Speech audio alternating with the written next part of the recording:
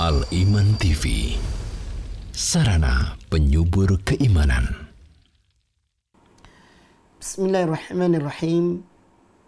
Assalamualaikum warahmatullahi wabarakatuh.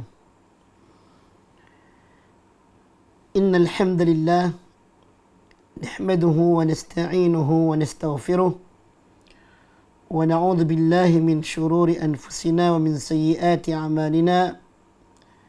Man yahdihillahu fala mudilla lahu wa man yudlil fala hadiya lahu. أشهد أن لا إله إلا الله وحده لا شريك له وأشهد أن محمدا عبده ورسوله. اللهم صل وسلم وبارك على نبينا محمد وعلى آله وصحبه ومن تبعهم بإحسان إلى يوم الدين. أما بعد. Ikhwani wa akhwati fillah, para pecinta Radio Al-Iman dan Al-Iman TV serta kaum muslimin dimanapun Anda berada, semoga selalu dalam lindungan dan kasih sayang Allah Subhanahu wa ta'ala. Pada kesempatan kali ini kita akan membahas kelanjutan dari tafsir surah Asy-Syarah atau Al-Insyirah, sebuah surat yang mungkin sebagian kita telah menghafalnya, sering membacanya, dan bunyinya adalah A'udzu billahi samii'il 'aliim minasyaitonir rajim.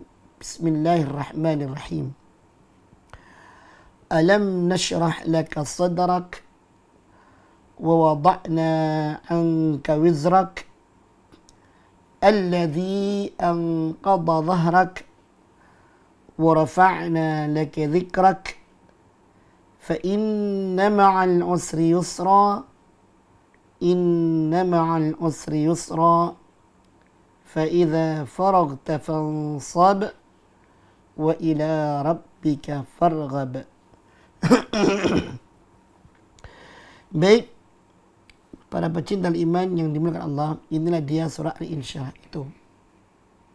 Dan kita telah membahas beberapa kali tayangan tentang sebagian dari ayat-ayat yang telah dibahas. Allah Subhanahu wa ta'ala berfirman, Alam nashrah laka sadrak, bukankah kami telah melapangkan bagimu Muhammad dadamu, jiwamu. Wa wada'na anka wizrak, dan kami telah ampuni segala dosa-dosamu. Kami lepaskan dosa-dosa itu darimu. Alladzi anqadha dhahrak, yang mana dosa-dosa itu sebelumnya telah membebani punggungmu. Wa rafa'na laka dzikrak, dan kami pun telah mengangkat dan meninggikan namamu. Fa inna ma'al usri yusra, maka sungguh bersama kesulitan itu pasti ada kemudahan. Inna ma'al usri yusra, dan sungguh bersama kesulitan itu pasti ada kemudahan. Fa idza faraghta fansab, dan bila engkau telah selesai dari satu amalan, maka segeralah menuju amalan yang lain untuk engkau lakukan dengan benar, dengan tekun. Wa ila rabbika farghab, dan hanya kepada Allah engkau berharap agar amalan itu benar-benar sempurna, terlaksanakan, dan mendapatkan ridhonya Allah Subhanahu wa ta'ala. Pecinta iman yang dimuliakan Allah, 1, 2, 3 dari ayat ini telah kita bahas. Pembahasan kemarin terakhir adalah tentang masalah dosa, yang mana Allah mengatakan wa wada'na anka wizrak, kami telah mengampuni dosa-dosamu Muhammad. Yang mana dosa ini alladzi anqadha dhahrak, benar-benar telah memberatkan punggungmu. Telah dibahas sebelumnya bahwa Rasulullah sallallahu alaihi wasallam itu maksum, terbebas dari dosa, terlepas dari dosa. Artinya tidak melakukan perbuatan dosa. Lalu kenapa ayat ini mengabarkan demikian, adanya dosa di Rasulullah SAW? Maka jawabnya adalah Rasulullah maksum sebagai seorang Rasul. Artinya ketika beliau berperan sebagai seorang Rasul, menyampaikan risalah Allah, maka tidak ada kesalahan di dalamnya. Tetapi sebagai bagian dari manusia, yang beliau adalah manusia biasa pula, maka Rasulullah tidak terlepas dari kesalahan. Makanya beliau mengatakan, kullu bani Adam khata. Setiap anak manusia itu pelaku dosa, tidak terkecuali.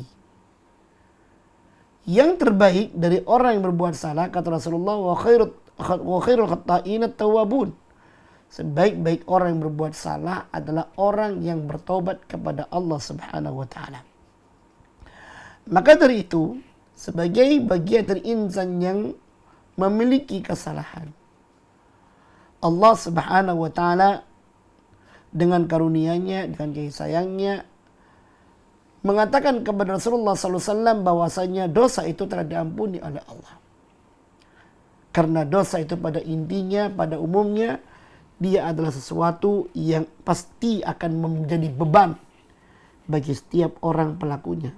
Maka dikatakan oleh Allah, allazi anqadha dhahrak.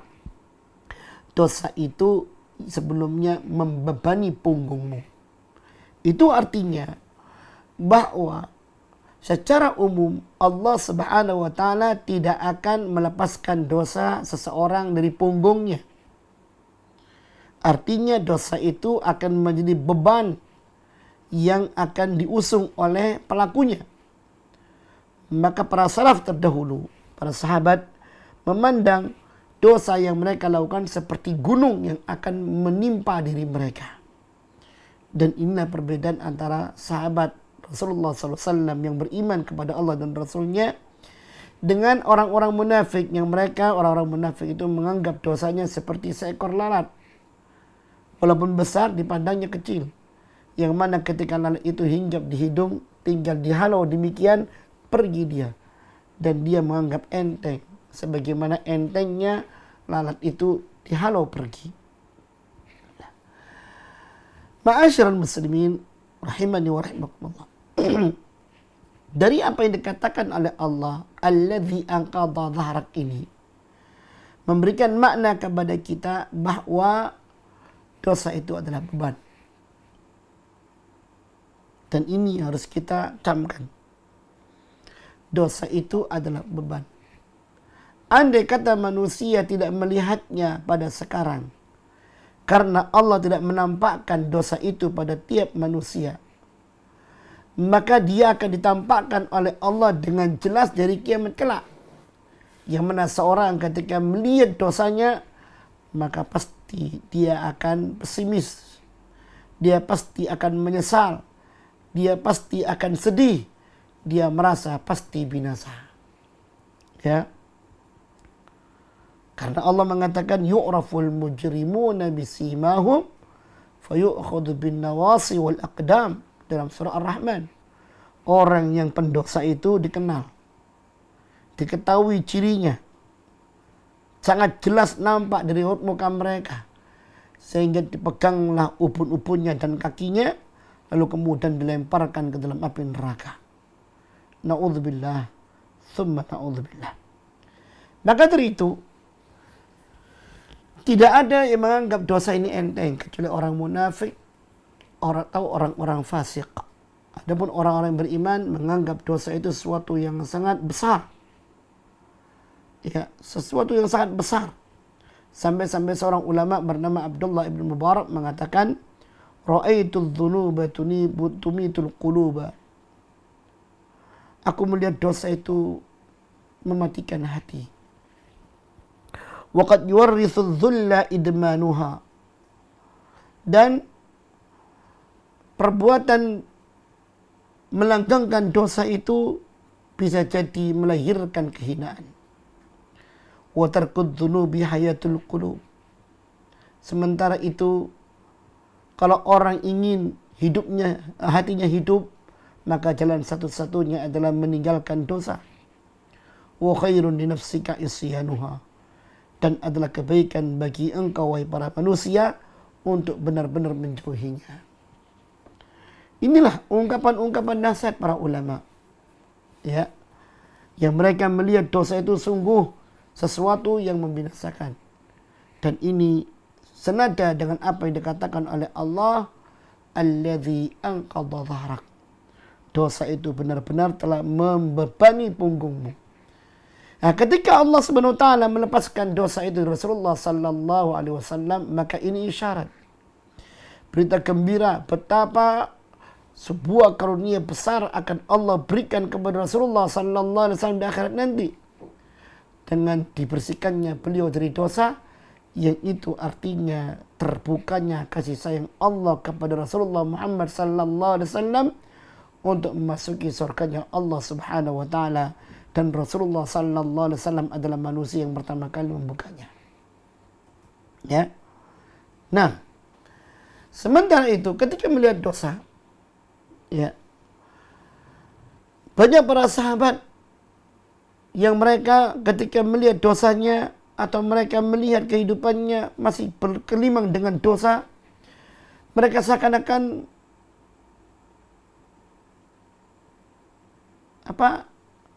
seperti sesuatu, mereka seperti tidak berharga di dunia ini. Lihatlah bagaimana yang diucapkan Umar bin Khattab radhiyallahu ta'ala anhu ketika melihat dosa itu sesuatu yang betul-betul membinasakan.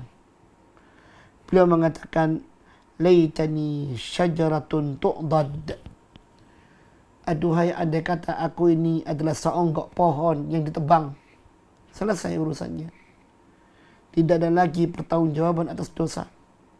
Ucapan beliau lagi mengatakan, laita ummi lam talidni. Aduhai, andai kata bundaku tak pernah melahirkan diriku, sehingga aku tidak menanggung beban dosa yang demikian besar seperti sekarang ini. Ya, itu. Kenapa? Jawabannya adalah karena dia melihat dosa yang demikian luar biasa menurut pandangannya.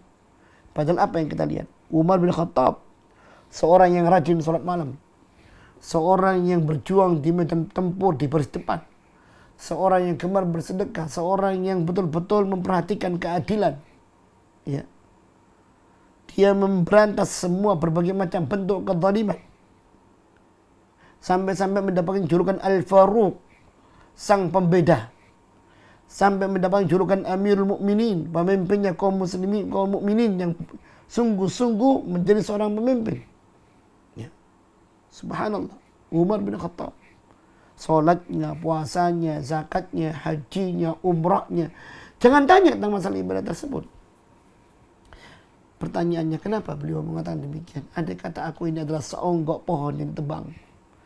Andai kata aku ini tak pernah dilahirkan oleh bundaku ke dunia ini. Jawabannya karena beliau melihat, merasakan seakan-akan dosanya sungguh sangat luar biasa. Dan ini berbeda dengan kita, orang-orang yang meremehkan perbuatan dosa. Sudah dosa diremehkan, ibadah pun diremehkan. Apa yang bisa kita banggakan? Nilai tak ada, malah yang banyak pada kita adalah lumuran-lumuran dosa. Na'udzubillahi min dzalik. Ya. Makanya Rasulullah sallallahu alaihi wasallam mengingatkan pada kita semua tentang amalan yang kita laksanakan. Hendaknya kita introspeksi diri. Kata Rasulullah sallallahu alaihi wasallam dalam hadis muttafaqun alaihi, Rasulullah mengatakan, inna ahadakum la ya'malu bi'amali ahli jannah hatta ma yakuna bainahu wa bainaha illa zira'. Kata Rasulullah dalam sebuah hadisnya, sesungguhnya di antara kalian ada orang-orang yang beramal seperti amalannya ahli penduduk surga, hingga tidaklah ada jarak antara dia dengan surga kecuali tinggal sehasta, tinggal satu langkah saja. Kata beliau, maksud hadis ini, ya, adalah bahwasanya amalan manusia itu secara penampakan seperti seakan-akan penampakan amalan ahli surga. Dalam hadis yang lain, innar rajula la ya'malu bi amali ahli jannah fi ma yabdu lin-nas wa huwa min ahli an-nar. Sesungguhnya banyak di antara manusia melaksanakan amalan-amalan seperti amalan di surga. Dari amalan yang nampak dalam pandangan manusia. Oh, Masya Allah orang ini ahli sholat. Oh, Masya Allah orang ini ahli puasa. Oh, Masya Allah orang ini ahli sedekah. Oh, Masya Allah orang ini ahli ibadah. Oh, Masya Allah orang ini selalu ngaji. Secara zahir seakan-akan dia seperti orang yang menjalankan tuntunan Nabi. Pakaiannya menutupi aurat, ya. Pakaiannya selalu baju takwa, ya. Ucapannya selalu assalamualaikum, pandai memuji dan semacamnya, ya. Ternyata apa? Casing. Ini semuanya casing. Semua itu adalah casing. Tampakan luar. Makanya kata Rasulullah, fima yabdu. Dari apa yang nampak dalam pandangan manusia, seakan-akan dia adalah orang yang melakukan amalan-amalan yang baik. Padahal kata Rasulullah, wa huwa min ahlin nar. Padahal dia adalah orang yang sebenarnya termasuk penduduk neraka. Kenapa itu terjadi? Ya, kembali kepada apa yang dirasakan oleh Umar bin Khattab radhiyallahu ta'ala anhu. Beliau walaupun ahli salat, beliau walaupun ahli puasa, beliau walaupun ahli zakat, beliau walaupun walaupun beliau termasuk orang yang adil, yang tegas kepada kebenaran, tetap beliau merasakan kekhawatiran. Jangan-jangan apa yang tadi beliau laksanakan nampak dari pandangan manusia seperti amalan yang baik, ternyata itu semuanya hancur karena secara internalnya yang beliau rasakan seperti seakan-akan bukan amalan yang baik. Ikhlasnya beliau merasakan seperti belum ikhlas. Ya. Atau ketulusannya. Bisa jadi kekhawatiran riya itu muncul, kekhawatiran summa itu muncul, kekhawatiran ujub itu muncul. Ini dirasakan oleh Umar. Sehingga Umar mengatakan, ya laitani syajaratun tu'dad, laita ummi lam talidni. Tuh, aduhai, andai kata aku ini ada songgok pohon yang ditebang, selesai urusanku. Atau andai kata ibuku nggak pernah melahirkan diriku, selesai urusanku. Tapi dengan adanya aku di dunia ini, maka yang aku tanggung demikian besar. Setiap waktu aku selalu berbuat salah. Dan belum tentu kebaikan yang aku laksanakan adalah kebaikan. Ini yang beliau khawatirkan. Dan ini sebenarnya menjadi pelajaran buat kita, ma'asyiral muslimin. Banyak di antara kita hidup dengan pencitraan, kamuflase, sandiwara. Inilah kita. Dunia kita seperti dunia panggung, bukan dunia seutuhnya. Apa yang kita mainkan adalah sekedar peragaan pencitraan, bukan yang sebenarnya. Ya. Kita baik kalau depan manusia. Kita ikhlas seakan-akan.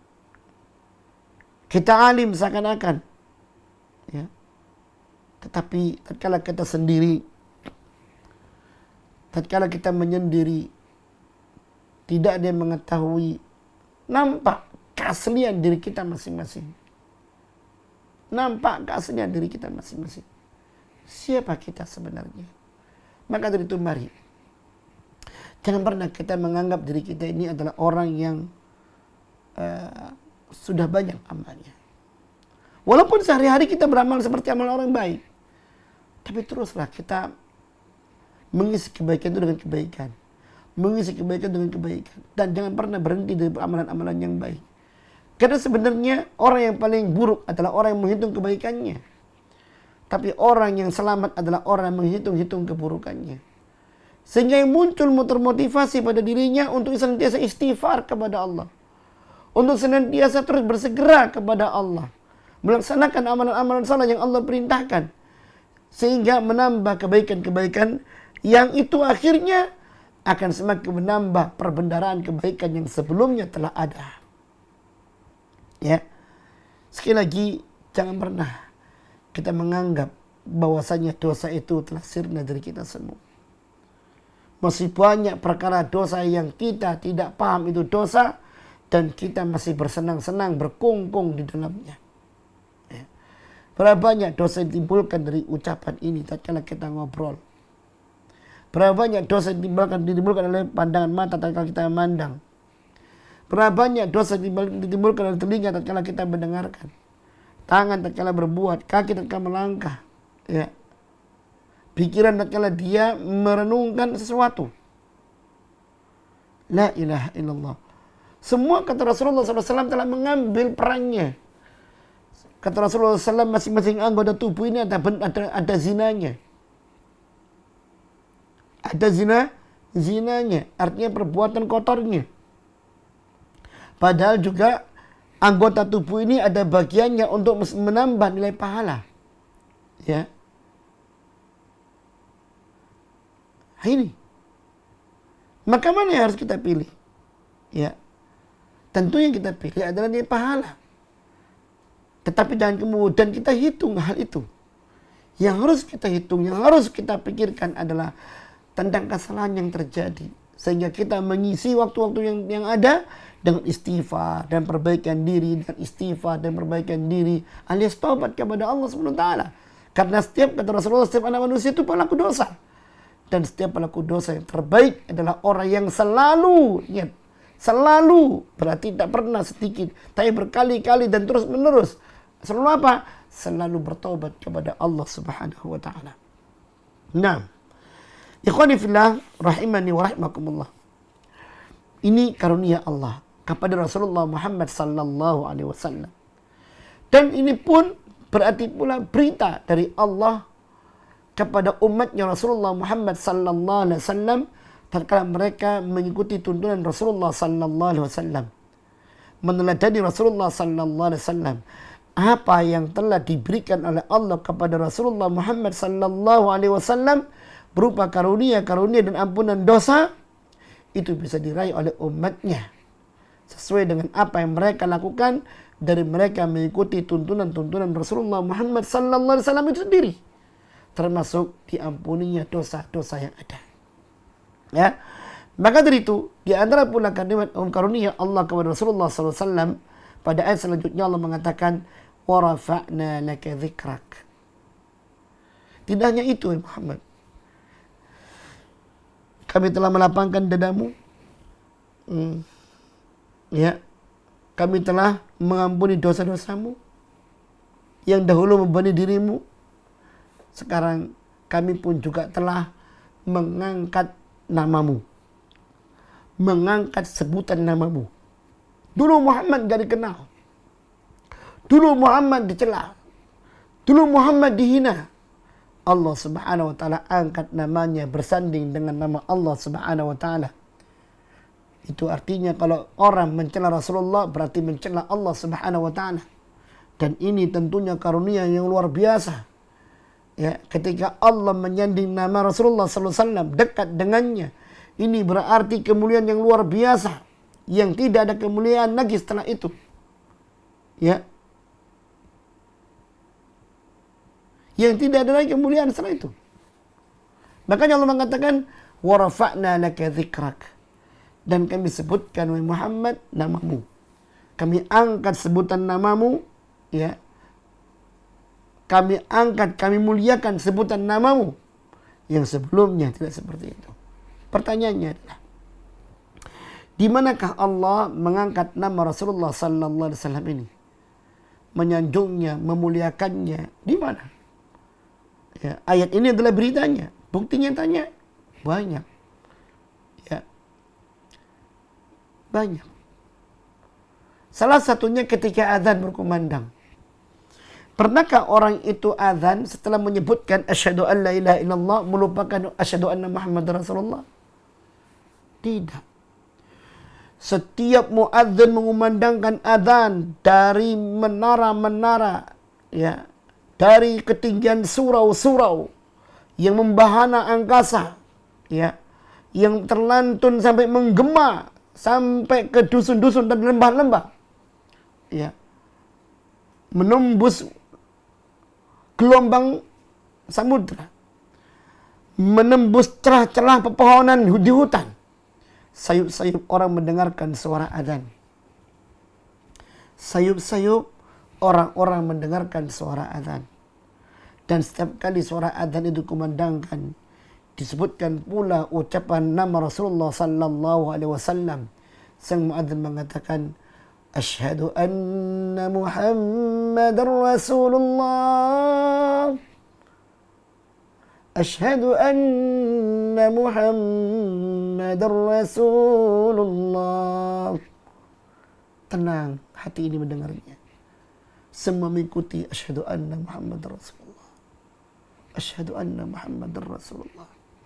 Yang mana ini adalah pengakuan yang harus dibukti diwujudkan oleh setiap insan yang beriman kepada Allah. Dia harus mengakui Muhammad adalah utusan Allah. Inilah bentuk Allah mengatakan wa rafa'na laka dzikrak. Dan kami telah berikan karunia kepada Muhammad, kami tinggikan namamu. Bentuk yang lain lagi, ya, yaitu ketika dalam salat. Kalau tadi dalam azan, dalam salat tidak akan diterima salatnya seorang tanpa menyebutkan syahadat pula. Tidak akan diterima. Makanya ketika dalam tasyahud, ketika seorang muslim menyebutkan asyhadu an la ilaha illallah, seorang muslim menyebutkan wa asyhadu anna Muhammadan abduhu wa rasuluh. Ya, disebutkan nama Rasulullah SAW, wa asyhadu anna Muhammadan abduhu wa rasuluh. Ya, baru kemudian salawat, Allahumma salli ala Muhammad wa ala ali Muhammad kama sallaita ala Ibrahim wa ala ali Ibrahim, dan seterusnya. Ya, disebutkan nama Rasulullah SAW dalam salat. Dan demikian pula termasuk di antara Allah Subhanahu wa taala menyanjung nama Rasulullah sallallahu alaihi wasallam, meninggikan sebutannya adalah dalam seluruh pelaksanaan ibadah. Ketika ibadah itu harus tulus kepada Allah, harus ikhlas hanya karena Allah, Allah mewajibkan proses tata cara ibadah itu tidak boleh lepas dari tuntunan Muhammad sallallahu alaihi wasallam. Ya. Ini karena syarat diterimanya ibadah dua. Yang pertama ikhlas, yang kedua mengikuti tuntunan Rasulullah Muhammad sallallahu alaihi wasallam. Maka setiap orang yang akan melaksanakan ibadah, dia harus melihat bagaimana Rasulullah sallallahu alaihi wasallam melaksanakannya. Bagaimana Rasulullah sallallahu alaihi wasallam melaksanakannya? Adakah perintahnya? Adakah tuntunannya? Ya. Tidak sekedar kemudian ikhlas tanpa mengikuti tuntunannya, enggak bisa. Semua harus mengikuti tuntunan Rasulullah Muhammad sallallahu alaihi wasallam. Nah, ini dia. Seorang yang dia menyebut dia akan melaksanakan ibadah kepada Allah tidak bisa melewati jalurnya, tidak bisa melewati selain jalurnya Rasulullah sallallahu alaihi wasallam. Ya. Oh, saya ingin ibadah kepada Allah sendiri.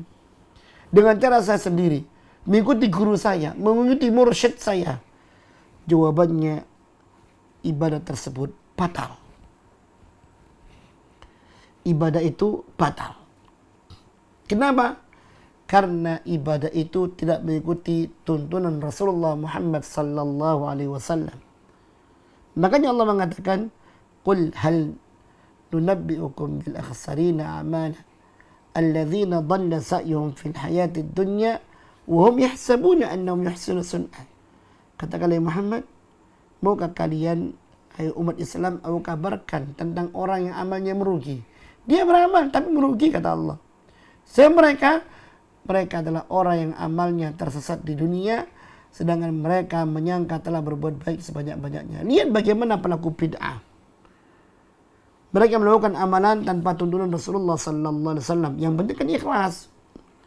Padahal kalau menurut ayat ini, surah Al-Kahf ayat 3 dan 4, banyak orang mengaku ikhlas tapi ternyata tersesat amalannya.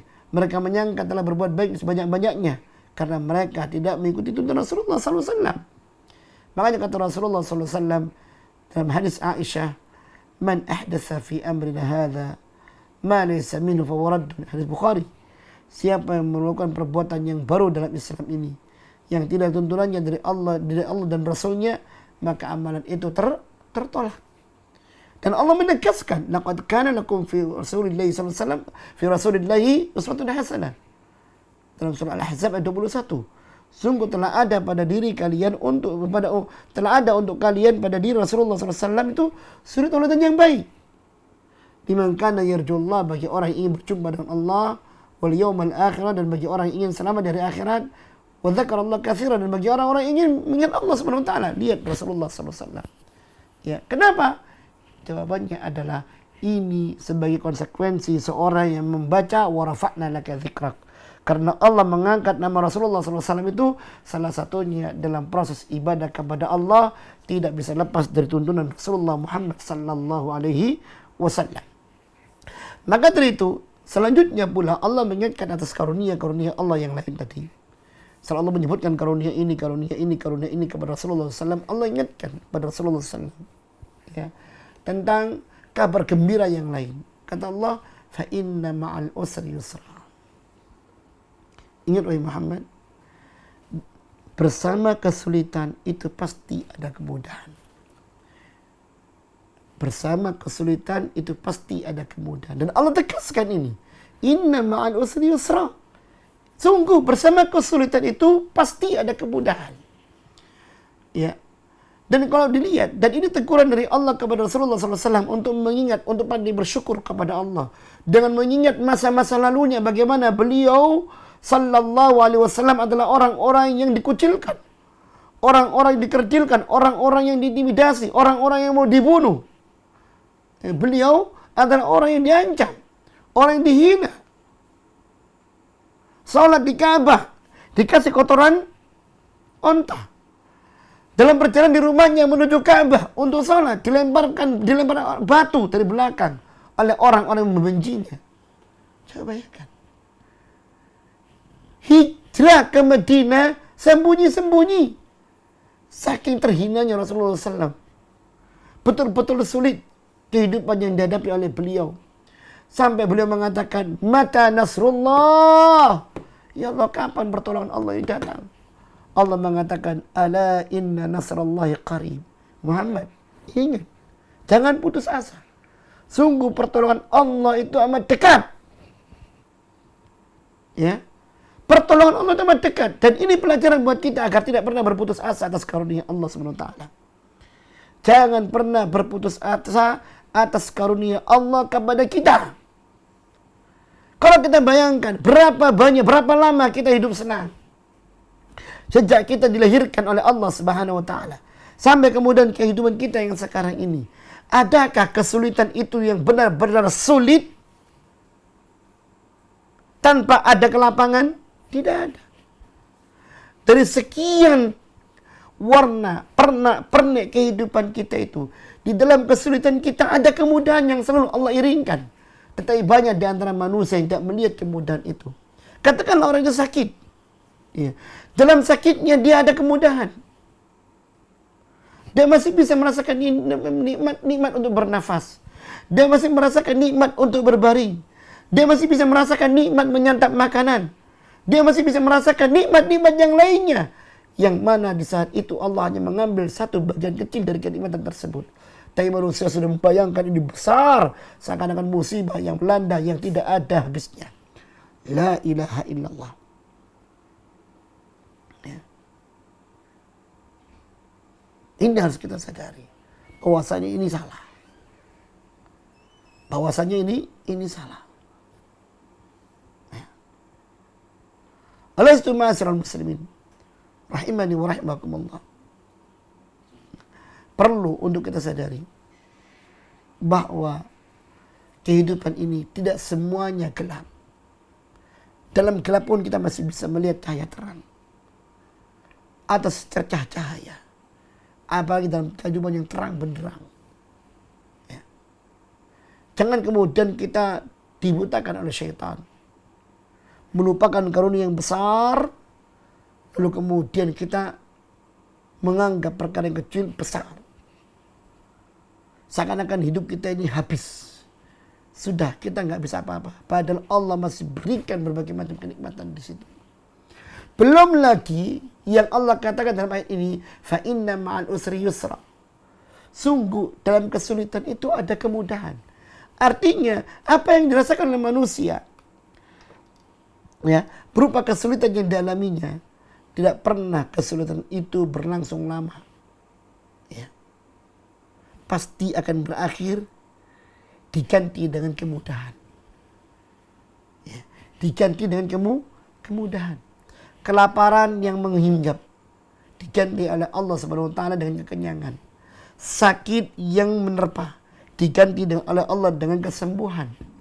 Kesempitan hidup yang melilit diganti oleh Allah Subhanahu wa taala dengan kelapangan. Kesedihan yang diderita diganti oleh Allah dan kebahagiaan dan selanjutnya. Dan itulah pula yang diinginkan oleh Allah kepada Rasulullah SAW dan ini peringatan buat kita pula. Fa inna ma'al usri yusra. Inna ma'al usri yusra. Bahkan kata para ulama di sini ketika mengandung 2 kali pengulangan ayat, sebenarnya maknanya satu. Apa itu? Bahwa ketika Allah SWT menyebutkan kesulitan yang ada dalam sebutan 2 kali itu sebenarnya satu. Tapi ketika Allah menyebutkan kemudahan disebutkan itu 2. Sehingga kata mereka, Allah dalam ayat ini menyebutkan bahwa setiap kesulitan yang Allah berikan pada manusia ada 2 kemudahan yang menyertainya. Ada 2 kemudahan yang menyertainya. Yang jelas kemudahan pertama adalah kesulitan itu menghapuskan dosa kalau manusia itu ridha dan menjalani dengan sabar, dan kesulitan itu mendatangkan pahala. Ya, ini dari sisi pahala itu sendiri. Dan yang kedua, kesulitan itu berakhir diganti dengan kemudahan.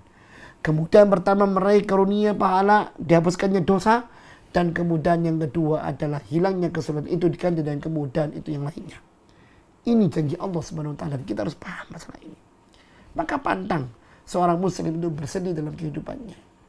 Ya. Dia harus menjadi orang yang paling berbahagia. Kalau melihat orang kafir sedih, wajar. Mereka adalah orang yang memiliki tujuan hidup. Mereka tidak memiliki tujuan hidup. Seorang muslim punya tujuan hidup. Punya visi misi dalam kehidupannya. Apa itu? Akhirat. Dunia ini sementara dan dia berusaha mengambil bekalnya sebanyak-banyaknya dalam berbagai macam warna kehidupan yang dialaminya. Ya, fa inna ma'al usri yusra. Inna ma'al usri yusra. Dan Allah mengingatkan lagi, fa idza faragta fansab wa ila rabbika farghab. Dan bila engkau telah selesai dari satu pekerjaan, ya, fansab, maka segera menuju pada pekerjaan yang lain. Wa ila rabbika farghab. Dan kemudian mintalah engkau kepada Allah karunia-Nya untuk benar-benar bisa melaksanakan pekerjaanmu dengan sebaik-baiknya. Para ulama menyebutkan di sini, seorang muslim itu pantang menjadi seorang yang pemalas. Karena Allah menyebutkan, fa idza faragta fansab. Bila engkau selesai dari pekerjaan, ambil pekerjaan yang lain. Ya. Manfaatkan umur dengan sebaik-baiknya. Isi dengan perkara yang bermanfaat. Manusia selesai dari pekerjaannya, ambil pekerjaan yang lainnya. Kalau ada yang mengatakan, sampai kapan ini? Kapan aku beristirahat? Ikhwan, pekerjaan yang Allah sebutkan tidak hanya pekerjaan fisik. Tidak ada pekerjaan dalam upaya kita bekerja mencari maisha, itu ibadah iya. Tetapi Allah juga mengatakan, ada pekerjaan yang lain walaupun tubuh ini istirahat. Apa itu? Berzikir, istighfar, bermunajat kepada Allah. Ini pekerjaan. Ya, selesai engkau ambil sisi amalan yang lain. Selesai amalan ini, ambil amalan yang lain. Ya, apa yang bisa cocok untuk kita lakukan? Jangan kemudian kita mengisi hidup dengan delahom, ya, berhayal, tidak ada aktivitas, tidak ada nilai pahala. Ini kerugian sebagaimana yang Allah ancamkan kepada kita dalam surah Al-Asr. Wal asri innal insana fi khusrin dan selanjutnya. Ya, itu. Makanya untuk mengoptimalkan itu Allah mengatakan wa ila rabbika farghab. Dan kepada Tuhanmu Muhammad engkau hendaklah terus meminta pertolongannya. Dan di sini Rasulullah SAW mengajarkan kepada kita doa yang harusnya kita baca pada setiap menjelang salam atau boleh dibaca setelah salat. Apa itu? Allahumma a'inni ala dzikrika wa syukrika wa husni ibadatika. Allahumma a'inni ala dzikrika wa syukrika wa husni ibadatika. Ya Allah, tolonglah aku untuk senantiasa bisa mengingat dirimu, bisa berzikir kepadamu. Wa syukrika, tolonglah aku ya Allah untuk senantiasa bisa mensyukuri karunia-karuniamu. Wa husni ibadatika, dan tolonglah aku ya Allah untuk senantiasa bisa memperbaiki ibadah-ibadahku kepadamu. Subhanallah. Para jamaah sekalian yang dimuliakan Allah, ibadah itu kewajiban. Meminta pertolongan kepada Allah ya, agar ibadah kita itu baik, itu juga ibadah kepada Allah, dan itu diperintahkan oleh Allah. Sebagaimana pula kita minta kepada Allah, iyyaka na'budu wa iyyaka nasta'in. Ya Allah, kepada Engkau kami beribadah, dan kepada Engkau kami mohon pertolongan. Pertolongan apa? Untuk bisa memaksimalkan ibadah ini dengan baik dan membaguskannya. Mudah-mudahan Allah Subhanahu wa taala menjadikan karunia yang ada di dalam surat Asy-Syarah ini, yang Allah beritakan kepada Rasulullah sallallahu alaihi wasallam sebagai berita gembira, adalah berita gembira pula untuk kita umat Rasulullah Muhammad sallallahu alaihi wasallam.